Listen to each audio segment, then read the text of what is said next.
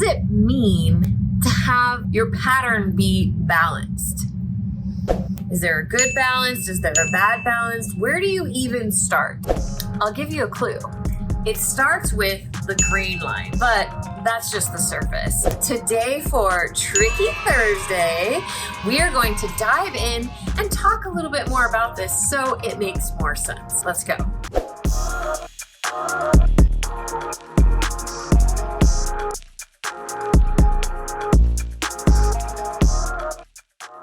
Hello and welcome back to my channel. If you are new visiting, my name is Trisha. I call myself your pattern nerd friend. If you are enjoying learning these very important tips on how to make your own patterns, fit things flawlessly, all for free here on my YouTube channel, it would really help me out if you would hit that subscribe button, like this video, and even better to share this with your friends and turn on those notifications so you never miss a video in learning about how to have fun while learning pattern making. Today for Tricky Thursday, we are going to talk about what does it mean to have a balanced pattern? What are we referring to? What are these balance lines that I'm talking about? And just a little bit more information about what that means, because I've learned from a lot of people who start learning about pattern making that there's all this foreign terminology that is new to you. And so of course, something that I say all the time, well, yeah, you gotta balance the pattern. You've gotta make sure it's balanced on the body.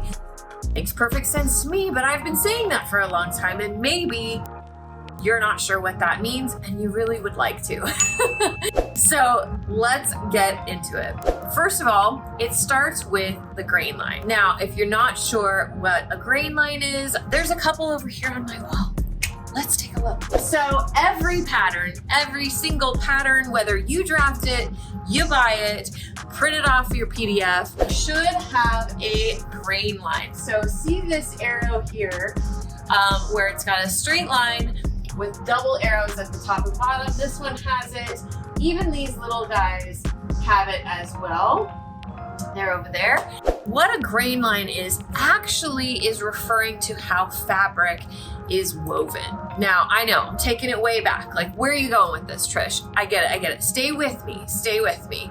This is all really like the most basic knowledge that you need to know about patterns, about fabric, about making garments. When you're making garments, we're basically constructing clothes.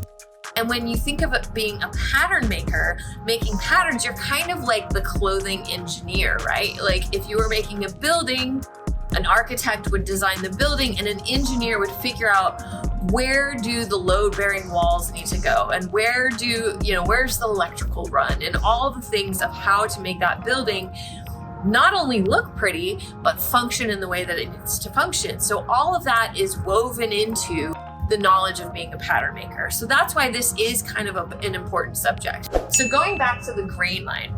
The Grainline typically runs parallel with the selvage of your fabric. Now, if you take a piece of fabric like so, and you have a pattern, one of these patterns, a sleeve pattern that you're cutting out, then usually you want that line, that straight line with the double arrows, to run parallel with that finished factory edge of your pattern. That's also known as the selvage.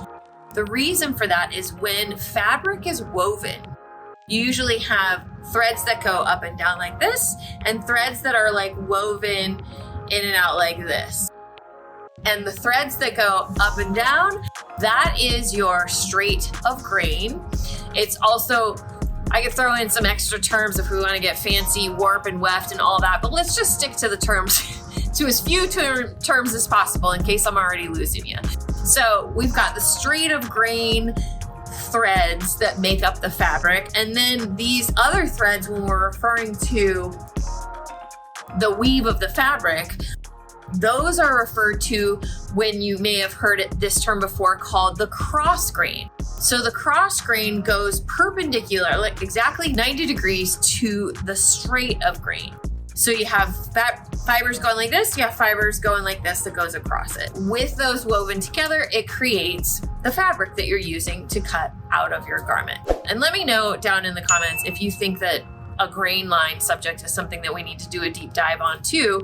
The thing with the Grainline and why it's so important, hopefully that you know when you are cutting out a pattern, and your number one rule you want to be checking before you cut anything is, first you want to know if it's on a fold, but that's also the grain. But you want to be checking to make sure that grain line is exactly straight and parallel with the selvage, because if it's exactly parallel with the selvage, that means it's exactly parallel with all the threads that run that way, in that vertical direction, in that direction of the grain line. The reason you want to make sure that your grain is always right on the grain of the fabric, the grain line of the fabric, those threads that hang that way, is because gravity. What? Now we're pulling gravity into the scene? Trust me, stay with me. So gravity, the way our universe works, right? The law of gravity, we just can't get away from it. If you are making a garment and you cut your pattern piece when you were making your garment and you paid no attention to the grain and the grain was slightly off, or you turned it like cattywampus or whatever, no matter what, the law of gravity, the way the universe works, will always pull those grain line threads of your fabric straight down to the earth. Now, if it's something that's skin tight and not hanging away from your body, it's likely that you're not going to notice this, except it could cause some weird twisting action to happen in your clothes. You're most likely going to notice when something is off grain, meaning it was cut, when it was cut out, it was cut with the grain not being exactly parallel to the selvage, that it would be noticed in, say, a skirt or a flared pant or a palazzo pant or something that hangs free, a dress, hangs free from the body. And the reason that I say that is because if you cut it kind of on an angle like this, and don't worry, those of you who know about bias, we'll touch on that in a second too. But if you cut it just kind of off of the grain a little bit, where a pattern is drafted to where the straight of grain is not actually the straight of grain, usually you want your centers to hang on the straight of grain, and there's other things that go into that. If it's cut a little bit off, what's going to happen is you're going to see, because gravity is going to pull those threads straight no matter where they are. So if it's cut kind of cattywampus, it's going to try to pull those threads straight, and it could cause weird twisting, weird distortion of the fabric, especially if it's just hanging with the weight of the fabric and the gravity of the universe. So that's happening all the time. Gravity's always happening. So that's why it's so important to make sure that your grain is cut out correctly when you cut out your fabric. Now, the balance, and when we start talking about the balance of fabric, so if your grain should be hanging straight with, say, your center front, usually your center front, your center back, on your top or on your pants, then you want the cross grain so that it's as balanced as possible. You want that cross grain to be at certain points on the body to be hanging exactly perpendicular. If that cross grain is slanted or off, that could cause different things to happen as well. We are 3D beings, we're curved, and we have different shapes and sizes. So there are going to be some areas where you do have to curve the cross grain, but there are certain areas on the body that will cause things to hang more straight, to have more control of the fabric. So it's all about knowing this knowledge, the grain, the cross grain, and then for those of you who know, so we have our grain, we have our cross grain, and then we have the bias, which gets totally crazy. If it's not exactly on a 45 degrees, so this is one way, this is 90 degrees from that, and then you have a 45-degree angle, that is considered your bias grain. And so this whole twisting action, and normally on the bias grain, that will stretch a little bit more than your grain and your cross grain. So you can use that to your advantage. But because it stretches, because it has more wiggle room, it's going to not be as sturdy or hold its shape as well. If you've ever worked with bias garments, you will know that you have to kind of let them hang, let gravity take its control, and then you shape it into what you want it to shape. You mark your hem or anything like that. We won't get it too much into bias, but the cross grain and the balance. So on the body, when you learn about pattern making and drafting, and especially in draping, if you know what draping is, there are certain points on the body. So the centers you want always to dictate your straight of grain. Usually that's what you want to dictate. Your cross grain and your horizontal balance line, also referred to by lots of pattern making teachers as HBL, horizontal balance line. So there are several areas on the body that we consider horizontal balance lines. So if those areas on the body are like the cross grain is the most perpendicular to the grain that it can be, then you're gonna have more control, more balance over your garment. Those horizontal balance lines are your bust level, so your chest level. So like if you search as you are draping or you're working with flat pattern, if you have your straight of grain on center and then you have your perpendicular line right here, so it's like a big cross right here at your bust level, because most of the time we're like this, we're not like this. When we move our arms, we move our legs, we rotate this way. This usually stays level. So that's why that's a horizontal balance line. The other horizontal balance line is our hips. So the fullest part of our booty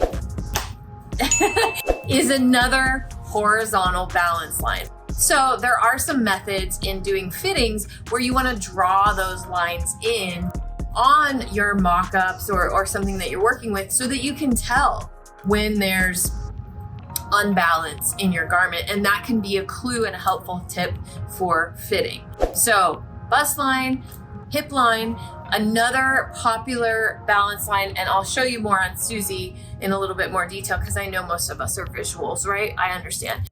Is your across the shoulder blades. Because again, I move in, I move out, I go up, I go down, I rotate. Rarely am I doing this movement in everyday life. And when you do, things are gonna look funny. So that in the back, across the shoulder blades, it's usually about 4 inches down from the neck is the average horizontal balance line for your back. Let me show you a little bit more of a visual and maybe this will help make sense. So this is Susie. Say hi, Susie. You may not know her yet. She is one of my models. Here is a sloper, a basic bodice pattern that I typically like to start with.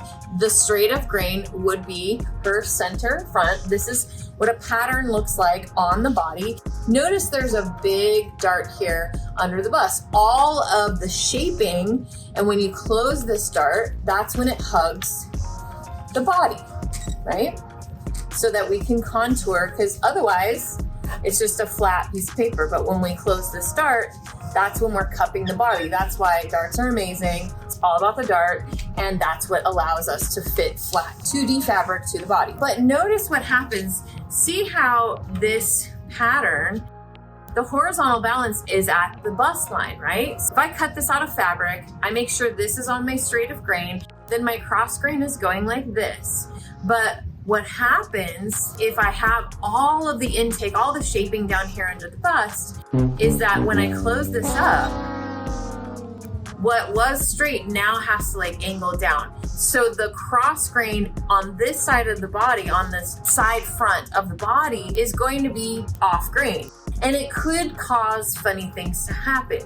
If you look at a 2-dart bodice, this would be considered a more balanced pattern for the body because of where the darts are placed. So basically, this pattern is the same as this in fit, and I'll show you on Susie in a second, but we've divided the extra space and the shaping between these 2 darts. So if I put this up on my girl, we can see it's not really fitting her, but I can take this in, it starts to cup her a little bit more, and then it can cup her completely and fit just like the other one that we just had up on her. But notice, if I had the cross grain going perpendicular to the body, it doesn't have to swing as much of an angle. Notice how it's still almost perpendicular to the center front. It's just now curving around the body. So that's what makes this a more balanced pattern than this. Now, this is particularly true if you have a bigger difference between your bust and your waist. If you have a really tiny waist and a bigger bust, then this dart is going to be bigger. And so this is going to swing more out. So that means when this dart is sewn closed, it's going to have even more to travel. So it'll be even more off balance, or more, the cross grain is going to be more at an angle, throwing that grain of the fabric off on this side of the body. So that's why it's really, I suggest this, and I've made another Tricky Thursday about how to balance out or how to fit a bigger bust a little easier by using a 2-dart pattern, because then you can split up the intake so it'll still fit, and this will still fit as well, even with a bigger dart with a bigger bust. But when we do this, the shape of the pattern gets way distorted and way kind of out, and you have to close it so much to get to that tinier waist. Whereas if you can split up the space between 2 darts and put a little bit over here and a little bit over here, then when you close this up, it's not going to have to swing so far to close the dart to fit the body, and the cross grain isn't going to have to bend down so much as you're closing the dart to fit the body, to get the shape that you need for your unique body. It's going to fit perfectly. The fabric could, if you're using the 1 dart with a bigger difference where this is more swung out, could cause you some wrinkles that you don't necessarily want. It could cause some twisting to happen because the pattern is not as balanced as it could be. I hope that sheds some light on what it means for a pattern to be balanced. We could go even deeper into this discussion where, you know, when you do have a skirt that's hanging or a wider leg pant that's hanging and it flares out, so you have your straighter grain and it flares out away, that the front and the back, if they aren't at the same distance away from the grain, then one could take control over the other. That gets into a little bit deeper conversation of balancing your flare. And then, of course, once you really truly understand what this means and really start thinking about it at this level, and believe me, you don't have to understand all this to the nth degree to make patterns that fit. You just don't. But this question came up and I thought it was a really good idea to just dive a little deeper. But when you do understand how the fibers in the fabric, the threads in the fabric, how they're woven and how they play when they're cut and used in different ways on patterns, on bodies, you start to understand how you can use that to your advantage, say using bias in different areas. The way that bias fits the body, curves the body, why it happens that way is because of all of how this works together. But, you know, if this is like, and you're like, I still don't get it, it's totally okay. You don't need to know all this stuff. But if there's a pattern nerd out there who is curious, I just wanted to lend a little extra explanation of what all of this means. Thank you so much for joining me today. I hope you appreciate. Remember, please subscribe, turn on those notifications if you like learning about all this stuff. I love bringing it to you. And this is Tricky Thursday. We always come here with a new Tricky Thursday every week as much as possible. Now, if you are ready to really dive into pattern making, not into all this nonsense, but to actually get into making patterns and making new designs and having fun while you're doing it, then I really hope you will try out my free pattern masterclass. That link is down below. And if you really love that, or you're just ready to dive in and start learning, join us over at Pattern Making Academy, where we have fun learning and do some really awesome designs. It's the sister school to Sew It Academy by Mimi G Style. She's amazing. And you can find out more information about that at learnpatternmaking.com. That's all we have for you this week, and I hope we see you next time. Bye-bye.